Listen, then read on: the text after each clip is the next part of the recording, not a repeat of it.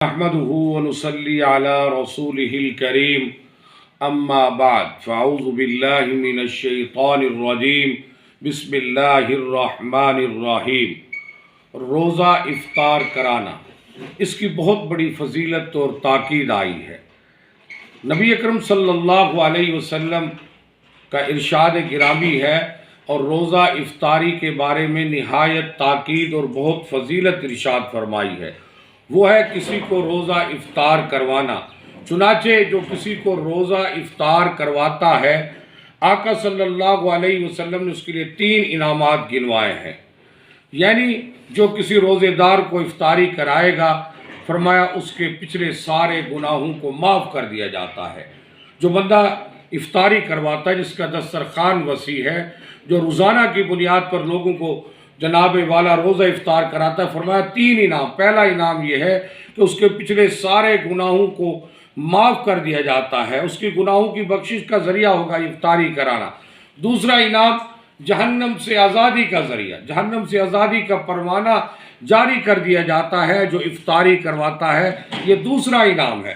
تیسرا انعام، ہمیں چاہیے کہ ہم زیادہ سے زیادہ افطاریاں کرائیں، زیادہ سے زیادہ لوگوں کو افطاری کرائیں۔ تیسرا انعام فرمایا اتنا اجر ملتا ہے جتنا روزہ رکھنے والے کو اجر ملتا ہے۔ اب جو روزہ رکھتا ہے سارا دن بھوک بھی برداشت کرتا ہے، پیاس بھی، خواہشات نفسانی سے بھی رکا رہتا ہے، تو جناب والا جو شام کو افطاری کرا دے گا تو روزے دار کے برابر ثواب ملتا ہے۔ یہ تیسرا انعام ہے۔ تو 3 انعامات عطا فرمائے گئے۔ جب صحابہ کرام نے یہ فضیلت سنی تو فوراً عرض کیا، اے اللہ کے رسول صلی اللہ علیہ وسلم، جو صاحب استطاعت نہیں، جن کے پاس سامان میسر نہیں، جو طاقت نہیں رکھتے افطاری کرانے کی، جو فقر کے اندر ہے، غربت کے اندر ہے، یا رسول اللہ یہ تو صرف امیر لوگ ہی کرا سکتے ہیں، ہم میں سے ہر آدمی تو یہ ثواب حاصل نہیں کر سکتا۔ حضور صلی اللہ علیہ وسلم نے فرمایا کہ نہیں، اس آدمی کو بھی اتنا اجر ملے گا جو روزے دار کو ایک کھجور سے، لسی کے گھونٹ سے، پانی کے گھونٹ سے جناب والا افطاری کرا دے گا، اس کو بھی اجر ملے گا۔ اللہ کریم نے ہمارے لیے بڑی آسانیاں پیدا فرمائی ہیں۔ اب دیکھیں کسی کو ایک کھجور دے کر یا ایک گھونٹ پانی پلانے پر پورے روزے کا اجر مل جاتا ہے، پیٹ بھر کر کھلانے کا اجر۔ یہ تو اس آدمی کے لیے جو کسی کو صرف روزہ افطار کروا دے، اور جو کسی روزہ دار کو پیٹ بھر کر کھلا دے تو قیامت کے دن میدان حشر میں اللہ اسے میرے حوض سے پانی پلائے گا، اللہ اس کو جام کوثر پلائے گا، جس کی وجہ سے جنت میں داخل ہونے تک اسے دوبارہ پیاس نہیں لگے گی۔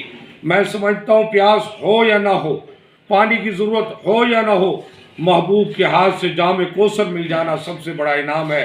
اس سے بڑا انعام اور کیا ہو سکتا ہے؟ دو جہاں کے سردار صلی اللہ علیہ وسلم کے ہاتھ مبارک سے جام کوثر مل جائے تو ہمیں چاہیے کہ ہم بھی زیادہ سے زیادہ لوگوں کو افطاری کرائیں۔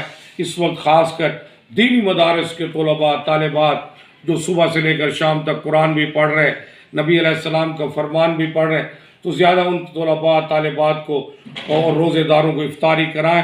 تو یہ جناب والا نبی علیہ السلام نے فرمایا یہ 3 انعامات عطا فرمائے جائیں گے۔ وما علینا الا البلاغ۔